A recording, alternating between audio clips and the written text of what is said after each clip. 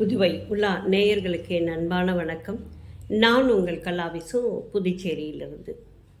ஒரு உண்மை சம்பவம். டெல்லியில் ஒரு குடும்பம்.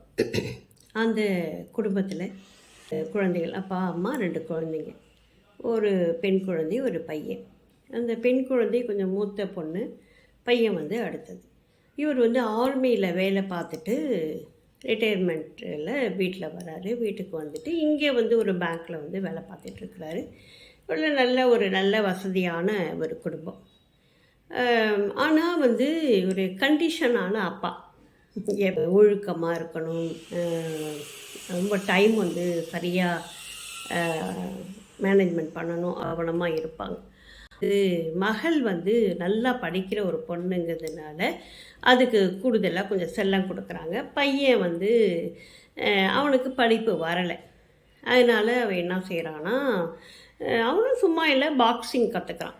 ஆனால் அந்த அப்பாவுக்கு அந்த பாக்ஸிங்கிறது பிடிக்காமல், நீ வேறு எதையாவது கற்றுக்க, கிரிக்கெட் கற்றுக்க, இல்லை வேறு ஏதாவது செய்யி, இதில் போய் உருப்படாமல் போகாத அப்படின்னு சொல்லி இவனை பார்க்கும்போதெல்லாம் கொஞ்சம் திட்டிகிட்ருக்கிறாரு. வாக்குவாதங்கள் சில நேரங்களில் நடக்குது, சில நேரங்களில் அவர் அடிச்சிடுறாரு. ஸோ இதனால் இந்த பையனுக்கு ரொம்ப கோபம் அப்பா மேலே வருது.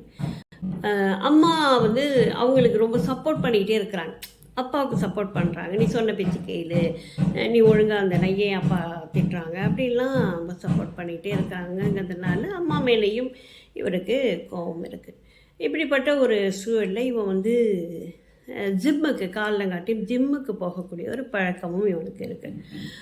ஒரு 5-5:30 மணிக்கு கிளம்பி ஜிம்முக்கு போனான்னா ஒரு மணி நேரம் முடிச்சுட்டு ஒரு 6:45 மாதிரி தான் வீட்டுக்கு வருவான். அது மாதிரி ஒரு நாள் இவன் ஜிம்முக்கு போயிட்டு வீட்டுக்கு வரும்போது பார்த்தா லேசாக சாத்தியிருக்கு. உள்ளே போனோன்னே ஏதோ ஒரு விஷயம் இவனுக்கு புரியுது, என்னமோ நடந்திருக்கு அப்படின்னு சொல்லிட்டு உள்ளே போய் பார்த்தாக்கா அக்கா அதாவது அந்த வீடு கீழே 2 அறைகள் இருக்குது, மேலே ஒரு அறை இருக்குது. கீழே 2 அறைகளில் அக்கா ஒரு அறையிலையும் இந்த பையன் ஒரு அறையிலையும் இருக்கிறான். மேலே அம்மாவும் அப்பாவும் இருக்கிறாங்க. இப்போ அக்கா கழுத்து அறுத்து ரத்த வெள்ளத்தில் செத்து போய் கிடக்குறாங்க. பார்த்தோன்னே இவனுக்கு அப்படியே அதிர்ச்சியாகிடுது. அதிர்ச்சியானோன்னு உடனே கத்துன்னு கத்துறான். கத்திட்டு உடனே சரி அம்மா அப்பா போய் கூப்பிட்டு வருவோம் அப்படின்னு சொல்லிட்டு அங்கே போகிறான்.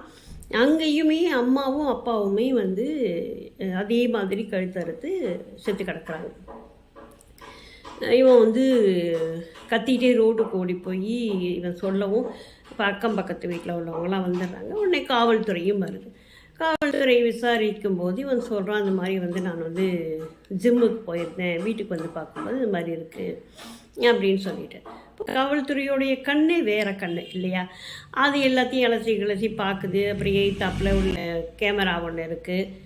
பார்க்கும்போது பார்த்தாக்கா யாருமே உள்ளே வந்த மாதிரியோ வெளியில் போன மாதிரியோ எந்த தடயமும் இல்லை, எந்த பொருளும் திருட்டு போகலை.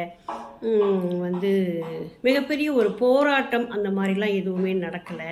இப்போ யாரோ ஒருத்தவங்க தெரிஞ்சவங்க தான் உள்ளே ஏதோ பண்ணியிருக்கணும் அப்படின்னு சொல்லிட்டு மறுபடியும் இந்த பையன்கிட்டயே பேசுகிறாங்க. பேசும்போது இவன் சில இடங்களில் தடுமாறான். அப்போ தான் கண்டுபிடிச்சிடுறாங்க, இவங்ககிட்ட தான் ஏதோ பிரச்சனை இருக்குது.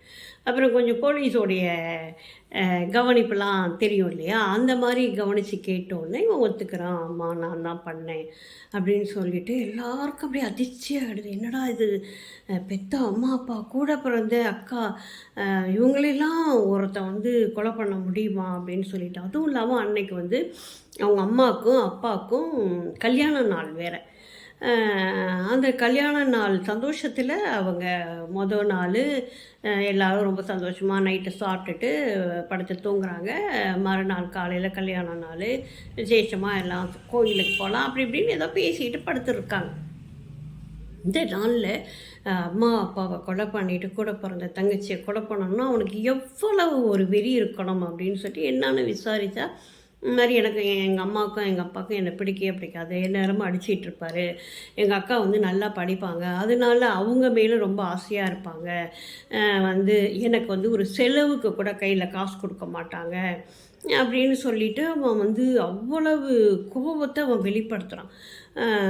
அக்கா என்ன கேட்டாலும் செய்வாங்க, நான் எது கேட்டாலும் செய்ய மாட்டாங்க, என்னை திட்டிகிட்டே இருப்பாங்க, எங்கள் அப்பா அடிப்பார், எங்கள் அம்மாவும் அவங்களுக்கு தான் சப்போர்ட் பண்ணுவாங்க அப்படிலாம் சொல்லும்போது அந்த காவல்துறையினருக்கு வந்து ஒரு மாதிரி ஆயிடுது. என்னடா இது, அம்மா அப்பா ஒரு பிள்ளைய கண்டிக்கிறது கூட தப்பா, இப்படி பண்ணிட்டியே அப்படின்னு சொல்லிட்டு இப்போ அவன் வந்து ஜெயிலில் இருக்கிறான்.